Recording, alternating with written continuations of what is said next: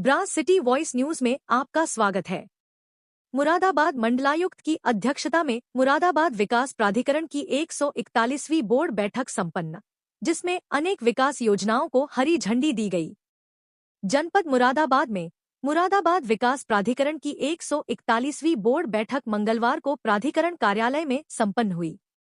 बैठक की अध्यक्षता मंडलायुक्त ने की।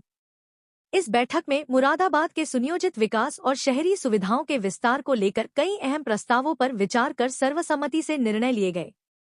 बैठक में जिलाधिकारी मुरादाबाद की प्रतिनिधि ममता मालवीय, एडीएम एफआर, जिलाधिकारी अमरोहा की ओर से चंद्रकांता, डिप्टी कलेक्टर, प्राधिकरण के उपाध्यक्ष अनुभव सिंह, अपर नगर आयुक्त अतुल कुमार, जल निगम के अधीक्षण अभियंता एमपी सिंह, अपर निदेशक भृगनारायण झा, बोर्ड सदस्य राजू कालरा, विकास जैन, राजकिशोर चौहान तथा अन्य अधिकारीगण उपस्थित रहे।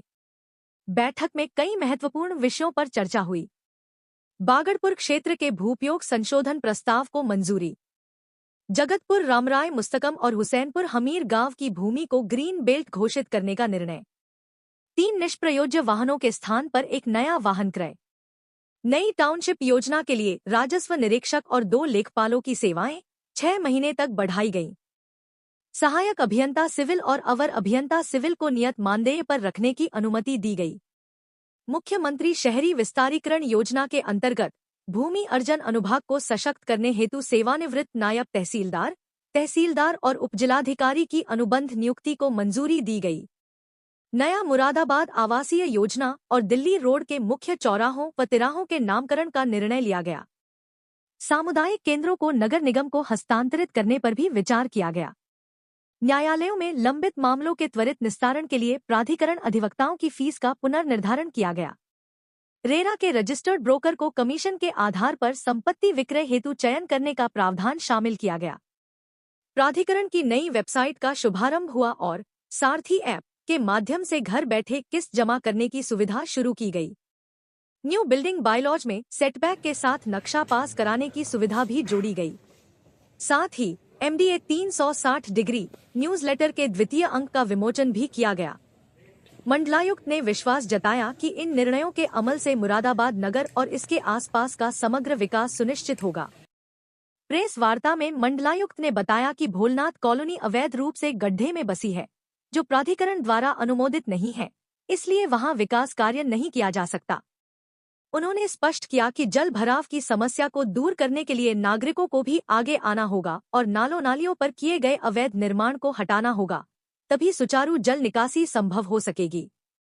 ब्रास सिटी वॉइस न्यूज के लिए मोहम्मद रेहान और फैसल चौधरी की रिपोर्ट। में पीछे हम लोगों ने जो प्रस्ताव पारित किए थे, उन प्रस्तावों पर खासतौर से उनकी समीक्षा की गई कि उसमें क्या प्रोग्रेस हुए। उसके अलावा यहाँ पर MDA में अभी शॉर्टेज है कर्मचारियों की, ख़ास तौर से एक्सपर्ट्स की। उस शॉर्टेज से निपटने के लिए हमें क्या क्या ज़रूरतें हैं, किस तरीके के विशेषज्ञों की, उसको आउटसोर्सिंग से हायर करने का निर्णय लिया गया। और फील्ड में इंस्पेक्शन के लिए भी हम आउटसोर्सिंग के ही एक्सपर्ट्स लगाएंगे। इससे लोगों की शिकायतें भी दूर होंगी, क्योंकि यहाँ के जो रेगुलर कर्मचारी रहते हैं, बार बार ये वसूली की शिकायत आती है। अगर कॉन्ट्रैक्ट बेसिस पर कोई एम्प्लॉई है और एक्सपर्ट है, अगर उसकी शिकायत आती है तो कॉन्ट्रैक्चुअल चूँकि होगा, तुरंत उसको हम हटा भी सकते हैं जांच करके, कोई लंबी प्रक्रिया नहीं रहेगी। और दूसरी बात यह है कि उससे ये उम्मीद रहेगी कि तकनीकी तौर पर हमें ज़्यादा बेहतर सूचना दे सकेगा। आज इसी को दृष्टिगत रखते हुए हमने MDA की वेबसाइट भी लॉन्च की है और वो 1 सप्ताह बाद लोगों को सुलभ हो जाएगी। MDA की वेबसाइट पारदर्शिता के लिए ख़ास तौर पर और लोगों की सुगमता के लिए, कोई भी कहीं पे भी बैठ के पैसे जमा करा सकेगा अपने नक्शे का, जो अगर उसने जमा किया है, जमा करने के साथ साथ उस नक्शे की क्या प्रोग्रेस है ये भी देख सकेगा, कमी क्या हुई ये भी कर सकेगा, दुरुस्त करके तुरंत दे सकेगा।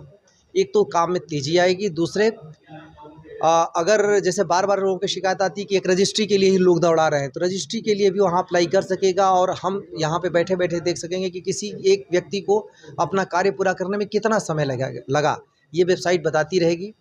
इंटरैक्टिव वेबसाइट बनाई गई है, उसमें लोगों की शिकायतों के निस्तारण के भी दिखते रहेंगे कि उन लोगों ने शिकायत की, उसमें क्या निस्तारण हुआ। तो ये दूसरा महत्वपूर्ण कार्य हुआ है। तीसरा, हमने जो MDA में विभिन्न जो कोर्ट्स में चल रहे मुकदमे हैं, उसमें उनकी स्थिति बेहतर करने के लिए कि ताकि MDA के पक्ष में चीज़ें आ सकें, वकीलों की फ़ीस से लेकर वकीलों के जो हमारे कोर्ट्स में आने वाले खर्चे हैं उन सबको रेशनलाइज़ किया है नए सिरे से, ताकि वास्तविक खर्चों के हिसाब से हमारे वकीलों को मिल सके और हमारे केसेस ज़्यादा बेहतर तरीके से परस्यू किए जा सकें।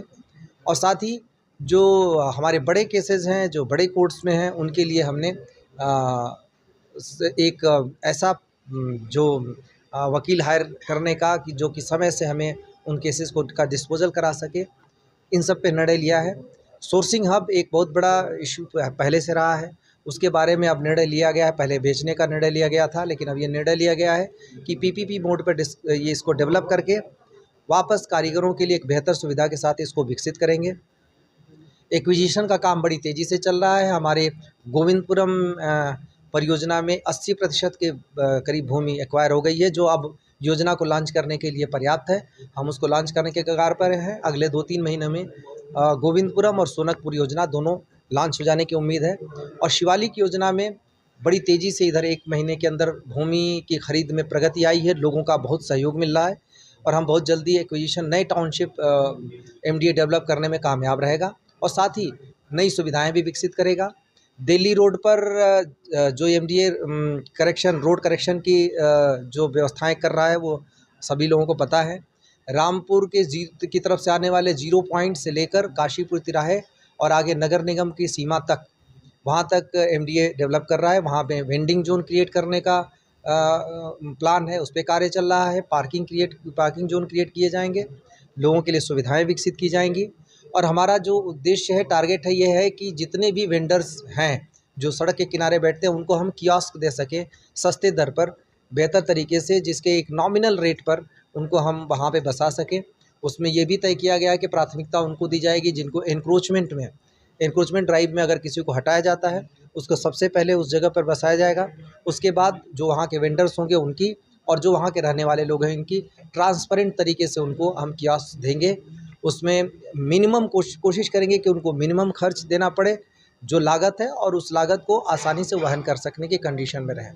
इसके अलावा जो जन सुविधाएं विकसित करने के क्षेत्र में, चाहे नया मुरादाबाद में रोड जो चौराहों के व्यवस्थीकरण या फिर ट्रैफिक इंडिकेटर्स लगाने की, रोड के इंडिकेटर्स लगाने की बात हो, या फिर जो नया क्षेत्र विकसित हो रहा है वहाँ पे जो अवस्थापना सुविधाओं के विकास की बात हो रही है, इन सब पे भी आज निर्णय हुआ है। हमारा प्रयास ये है कि मुरादाबाद को एक ग्रीन व्यवस्थित शहर के तौर पे विकसित करें, और आज के जो निर्णय लिए गए हैं इससे इसमें काफ़ी मदद मिलेगी।